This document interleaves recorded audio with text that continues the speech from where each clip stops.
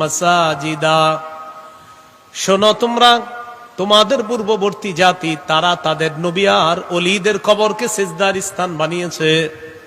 আলা ফালা তাত্তাখিজুল কুবুর মাসাজিদা, আমার উম্মত তোমরা কিন্তু কবরকে সিজদার স্থান বানাবা না।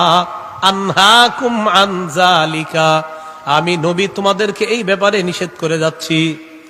তাহলে ইন্তেকালের 5 দিন আগে কবরকে সিজদার স্থান বানাইতে নবীজি সাল্লাল্লাহু আলাইহি সাল্লাম নিষেধ করে গিয়েছেন। এখন আমি আপনাদের কাছে জানতে চাই, আমাদের বাংলাদেশে কবর কেন্দ্রিক সিজদা না হইলেও পৃথিবীতে হয়নি? বাংলাদেশে না হইলেও পৃথিবীতে হয়তো, বাংলাদেশেও হয়। তাহলে এই যে এই জিনিসটা বলে, বাংলাদেশে কি কবর কেন্দ্রিক সিজদা হয়? আমরা কি কবরের বিরুদ্ধে না কবরের সিজদার বিরুদ্ধে? এই বিষয়টা আমরা মানুষের বুঝাইতে পারতেছি না।